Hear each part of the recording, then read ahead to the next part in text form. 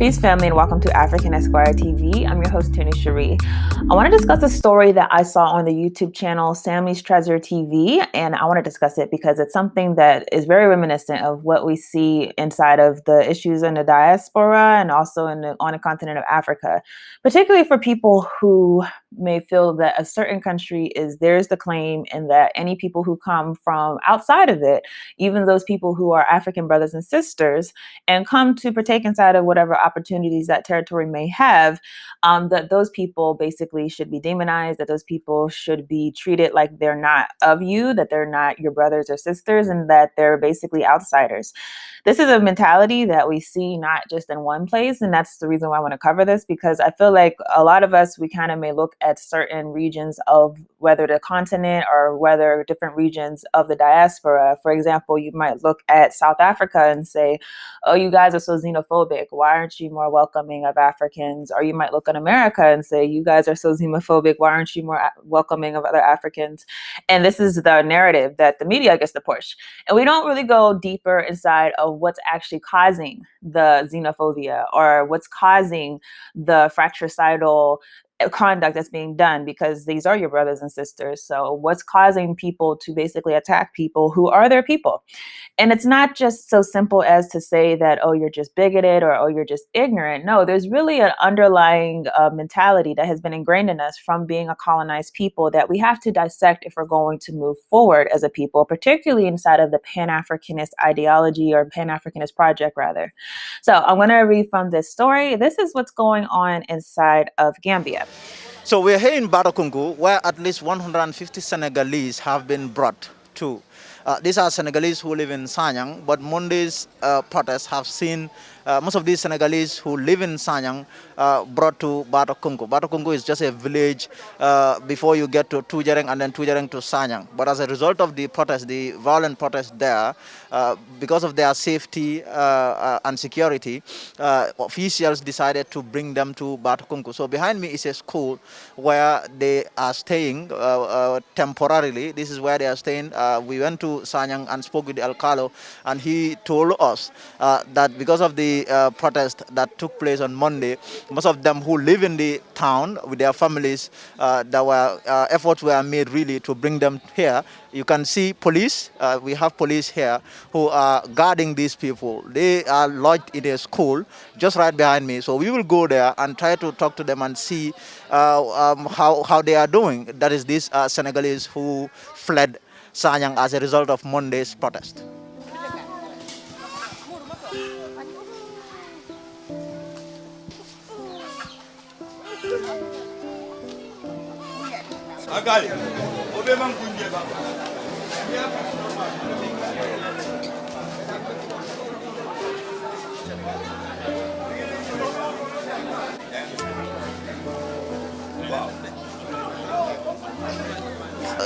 All of this is essentially happening inside of a village inside of Gambia known as Songyang. This started on Monday, March 15th, 2021, where hundreds of people who were angry in a mob, they went on a rampage and vandalized some properties in retaliation for the murder of a man named Gabriel Cissé. He was a native of the village, and he was allegedly killed by a Senegalese national. The protests have led to massive destruction and properties in Songyang village, notably the burning down of the police station and more than 40 fish boats and fishing nets, as well as the setting up of fire of the Nassim fish mill factory. And my understanding is that this factory was owned, it's actually a Chinese factory, but that the man who allegedly murdered the guy, Gabriel Cissé, he worked at that factory. So that's why they burned it down. Right now, they said they are yet to make a full assessment on how much damages have happened as a result of this. By now, we should all know that these attacks are not particular to one area. You see them all over the diaspora. Think about the treatment of Dominicans towards Haitians, or like you saw the treatment of Nigerians inside of different countries in Africa.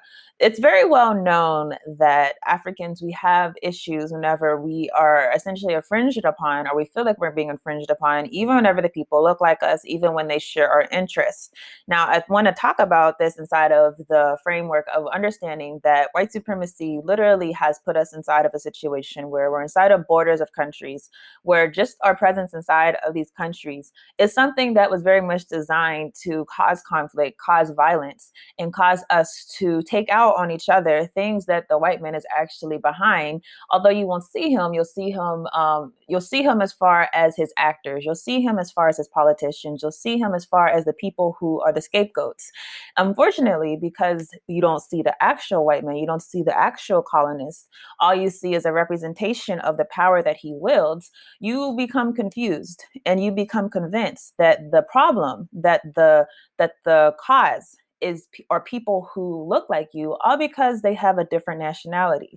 All of these nationalities, of course, though, are created by the white men. We know that the borders of Africa are nothing of resemblance to the actual groups who live inside of certain territories, and that actually you have a number of groups who have been literally split in half because of the colonial borders, did it in such a way that was arbitrary and I believe honestly intentionally created in a way that was going to disrupt societies, disrupt communities, and really create what we see today, basically a manifestation of violence towards one another.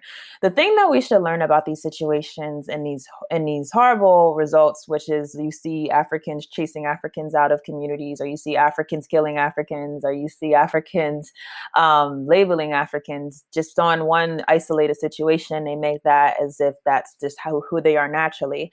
The thing that we should learn about this is that whenever you're talking about Pan-Africanism, that means that you absolutely have to put down whatever nationality that you represent whenever it comes to looking at a global response. That's not to say that your nationality can't be relevant, because realistically, you know, there has been a historical change over time where people have adapted based on the different locations where we're located. So, for example, I'm in America. I'm descended from enslaved Africans in America.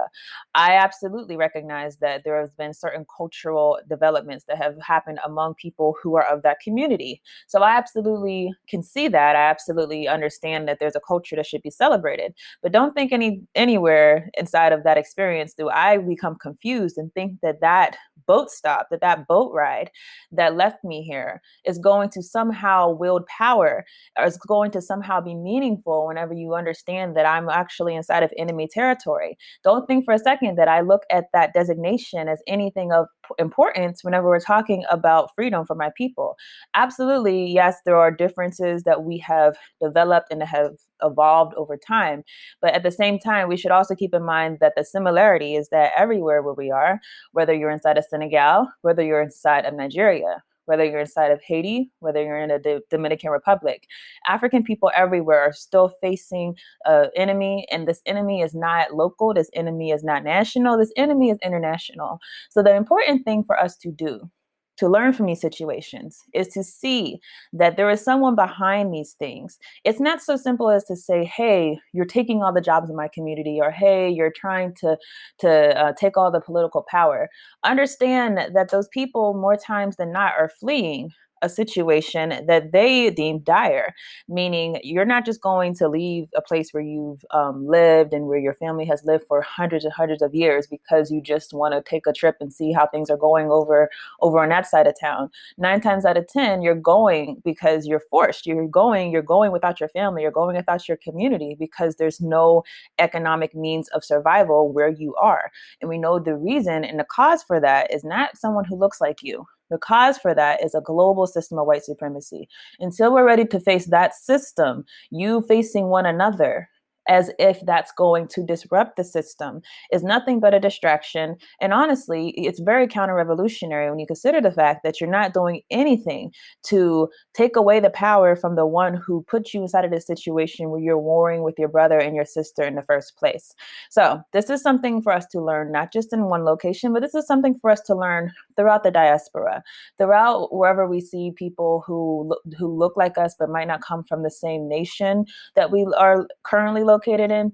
That's not reason for us to feel difference. That's not reason for us to highlight whatever historical differences have existed. That's reason for us to understand that we're all victims of the same system and try organizing with one another so that we do not come into a situation where we're warring with each other, but we're allowing the one who put us in this situation to go free, go without any repercussions for the situation that he created. So that's what I have on this. What are your thoughts on this more broader issue? This situation too, but really the broader issue of the xenophobic attacks that have manifested as a sign or as a caused rather by colonialism and caused by the separation of our people by the white man. And why do we keep these things going even when we know who the real enemy is? That's all I have. I will see you on the next video. Hey family, this is Tierney Cherie. I'm here to make an announcement that I'm very, very excited to make. I'm excited because I really think this is something that is important for our people. Otherwise, I would not have devoted so much time and energy towards it. So I finished my first book, and the book title is Fostering False Identity, the Child Welfare System's Design of Social Control of the Black Family. Now, why is this book something that I think will be very important for our community? Well, number one, it's dealing with the system of white supremacy, particularly the way that the system has targeted our children. If you don't know, our children are literally our future. Without our children, we have no future. And so understand that the system is very crafty when figuring out what to derail first. And to me, it's no mistake that the system particularly went after the Black family. If you look at what happened whenever we were enslaved by this system, and continues to go after the Black family, continues to go after Black children, continues to try to villainize African parents. So for that, I wanted to particularly talk about this subject. Now, the other thing that the book will deal with is our African identities. Why is it that our African identities are a threat to this system? Why is it that whenever we want to identify ourselves as being African, we get so much drawback inside of the Black community? I think a lot of us are not aware of the history of assimilationist thought inside of our community, this idea that we have to be close to white in order to be accepted. And so that's another subject that we delve into in this book. So I'm hoping that anyone who is, obviously, if you're a parent, a Black parent, and you really want to understand why it is that these systems are going after your children, I encourage you to read this book. I hope that it will arm you with a lot of knowledge and a lot of foresight, not just about how to protect your own children, but how to organize in your community, because that's really the purpose of the book, is to say that we have to organize among ourselves in order to protect ourselves from this white supremacist system. And then obviously, if you're an organizer in general, this is something that I think is important for you to read, because like I said, this is a subject in the Black community that we just don't discuss enough. Child welfare is not something that is going to get enough attention. People, obviously, we organize them around other causes, but this is one that is really important that I feel like we have to pay more attention to.